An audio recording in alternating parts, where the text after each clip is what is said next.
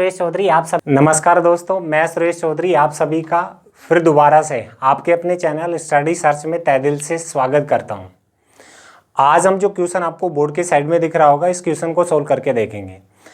और ये क्वेश्चन जिसने मेरे पास भेजा था उसने मैसेज किया कि गुरुजी ये बहुत कसूता क्वेश्चन है। तो मैंने पूछा क्यों, ऐसा क्यों है? तो उसने लिखा कि मैं कल से अपने घर का सामान छोड़ के इसी क्वेश्चन को करने में लगा हूँ, पर अभी तक ये सोल्व नहीं हो पाया।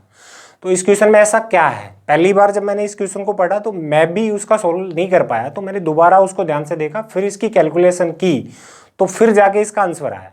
वैसे आप भी इसको पढ़ के कोशिश कर सकते हो। पहली बार पढ़ने के बाद जब आप उसको करने बैठोगे तो शायद कहीं प्रॉब्लम होगी, या ऐसा हो सकता है कि पहले आपने किसी आदमी ने आपसे ये क्वेश्चन पूछा और पहले से आपको इसका सॉल्यूशन पता हो, तब तो आप इसका जल्दी से कर दोगे, वरना इसकी कैलकुलेशन सेट ही नहीं होगी। तो पहले एक बार हम इस क्वेश्चन को पढ़ के देखते हैं, फिर इसे समझते हैं कि ये कैसे सोल्व होगा। तो क्वेश्चन देखो क्या है, मैं आपको पढ़ के बता देता हूँ। वैसे बोर्ड पे साइड में है, आप देख लो। क्वेश्चन ऐसे है कि एक व्यक्ति के पास 11 गाय है। कोई आदमी था जिसके पास 11 गाय हैं और वह इन्हें अपने 4 पुत्रों में इस प्रकार बांटना चाहता है कि पहले पुत्र को आधी गाय व दूसरे को शेष बची गायों की आधी गाय। तो आपको समझ आ रहा होगा कि 11 उसके पास टोटल गाय हैं। पहला जो पुत्र है उसको वो जो टोटल गाय है उसकी आधी गाय, फिर दूसरे को जो शेष बच गई गाय उनकी आधी गाय, वह तीसरे व चौथे को एक एक गाय देना चाहता है।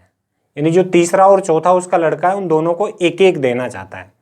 और फिर आगे बताया, और फिर इन गायों में से कुछ शेष बचे तो वह बांटने वाला खुद रख सकता है। उसने ये भी बताया कि इन गायों में से अगर फिर भी कोई गाय शेष बच जाए तो फिर वो जो बंटवारा करने वाला होगा वो अपने पास उस गाय को रख सकता है। तो अब हमें ये 19 जो गाय है ना, इनको बांट के देखना है। या आप ऐसे समझ लो कि कोई बुजुर्ग आदमी था, अब उसकी मौत हो गई, मौत होने के बाद वो इतनी गायें छोड़ के गया और मरने से पहले उसने अपनी वसीयत लिख दी कि भैया ये 11 जो गाय हैं इनमें इस प्रकार बांटो कि पहले पुत्र को ये जो टोटल गाय है इसकी आधी गायें मिले, दूसरे को जो शेष गायें बचे उसकी आधी मिले, और तीसरा और जो चौथा पुत्र है उसको एक एक गायें मिल जाएं। और फिर भी इनमें से अगर कोई शेष गाय बचे तो जो कोई बंटवारा करने वाला आएगा वो रख ले। या आप ऐसे आप खुद बंटवारा करने वाले बन के सोच के और फिर आप इसे करके देख सकते हो। तो आपको मैं कुछ सेकंड का टाइम देता हूं, आप सोचो और एक बार इसकी कैलकुलेशन करके बताओ कि सारी गायें कैसे आई।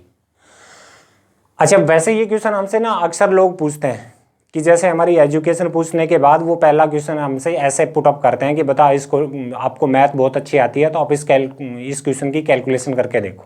और हम उसमें बहुत सारा दिमाग लगाने के बाद भी वो गायें बट नहीं पाती हैं। या फिर ऐसा सोचते हैं कि 11 गाय है उसकी आधी गायें, इसका मतलब 5.5 होगी, और 5.5 का मतलब हुआ कि 5 पूरी और 1 आधी। बट गाय की कंडीशन में ऐसा नहीं हो सकता कि आप एक गाय में के 2 टुकड़े या 2 हिस्से करके आधी आधी बांट दोगे। ये पैसे नहीं है, ये गाय है, वो पूरी कैलकुलेट होगी, आधा उसका हिस्सा नहीं कर सकते। तो उस टाइप से ये सारी 11 जो गाय हैं इन सबको बांटना है।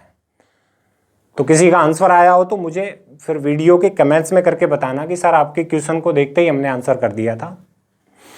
और वैसे अब मैं इस क्वेश्चन को आपको एक बार ध्यान से समझा देता हूँ, आप भी ध्यान से समझना कि कैलकुलेशन कैसी होगी। क्वेश्चन शायद आप सबको समझ आ गया होगा कि 11 गायों को ऐसे बांटना है, जो इसने सारी डिटेल बताई है क्वेश्चन में लिख रखा है, और ये भी बताया कि कुछ शेष बच जाए तो जो बांटने वाला है उसको दे देना। तो मैं इस सारी गायों को अभी बांट के देखता हूँ। देखो, इसके 4 पुत्र थे, मैं यहाँ पे लिख देता हूँ। ये पहला पुत्र है, ये दूसरा है, ये उसका तीसरा पुत्र है, और ये उसका चौथा पुत्र है। इन चारों पुत्रों में से जो है इनको टोटल कितनी गाय बांटनी है? 11। अब पहले के बारे में उसने कहा कि पहले पुत्र को टोटल जो सारी गायें हैं उसका 1/2 यानी आधी गायें देनी है। अगले दूसरे पुत्र को शेष बची गायों की आधी गायें देनी है। तो 1/2 देने के बाद जो 1/2 शेष बचा उसकी आधी, तो इसका मतलब इसको देनी 1/4। और फिर तीसरा और जो चौथा पुत्र है इसको एक एक गायें देनी है, और फिर भी कुछ शेष बचता है तो जो बांटने वाला है उसको दे देनी है। तो पहले अब टोटल 11 गाय हैं, उसकी आधी गायें अगर पहले वाले आदमी को, पहले पुत्र को दें तो 11 में से का आधा करते हैं तो 5.5 गाय होती है, यानी 5 और फिर आधा। तो 5.5 गायें हम कैसे डिवाइड कर सकते हैं? तो ये प्रॉब्लम है, और आप इसको बार बार पढ़ोगे देखोगे तो बंटवारा होगा ही नहीं। बट इसका सोल्यूशन है, क्योंकि क्वेश्चन के लास्ट में उसने कह रखा है कि कुछ गाय शेष बचे तो बांटने वाला रख सकता है। तो उस टाइप से भी आप दिमाग लगाओगे तो कभी भी इसमें गाय से वो आप अगर शेष बचने की सोचोगे, यानी एक कम कर दोगे कि बांटने वाले को एक कम कर दी तो 10 बच गई। अब 10 में से आधी पहले वाले को दे दी तो 5 इसको दे दी, 5 बच गई, फिर दूसरे को आधी दोगे तो 2.5 गाय आएगी, वो कैलकुलेशन नहीं होगी। तो किया क्या, जो बांटने वाला था उसने अपना दिमाग लगाया और उनका बंटवारा कैसे किया वो ध्यान से देखो कि इनके पास टोटल जो गाय थी 11। या बांटने वाला कोई भी हो सकता है, आप थे, जैसे आप बांटने वाले थे और गाय थी टोटल, आपको इन सारी गायों को बांटना था। तो आपने क्या किया, इन गायों में से एक गाय आपने मिला दी अपनी, तो ये गायें हो गई आपकी, इनकी टोटल 12, यानी इनके पास 11 पहले थी, आप बांटने वाले थे, आपने एक गाय खुद की मिला दी इनमें, तो गायें हो गई टोटल 12।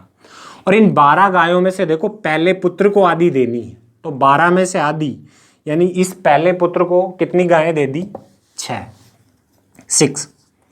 अगले को जो शेष बची, देखो 12 में 6 पहले को दे दी तो कितनी बच गई शेष, 6।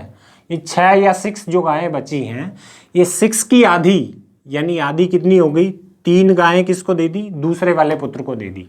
और फिर आगे तो बता ही रखा है कि तीसरे और चौथे को कितनी दे दी, एक एक गाय दे दी। तो इन चारों में कितनी गायें बांट दी, देखो 6 और 3 9 और एक 10 और एक 11, टोटल गायें उसने कितनी बांट दी अभी चारों को, 11। और इनके पास टोटल थी भी कितनी, 11। बट एक गाय मिलाने के बाद ये 12 हो गई थी, तो जो इसने एक गाय खुद की मिलाई थी प्लस एक जो गाय की थी, वो गाय बांटने वाले ने अपनी वापस ले ली।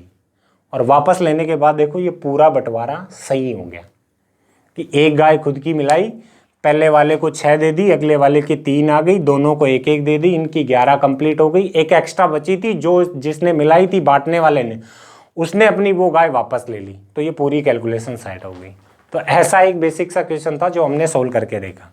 और अगर ये वीडियो आपको अच्छा लगा हो या समझ में अच्छे से आया हो और आपको अच्छा लगा हो, तो भाई के सपोर्ट के लिए प्लीज़ एक बार वीडियो को शेयर करना।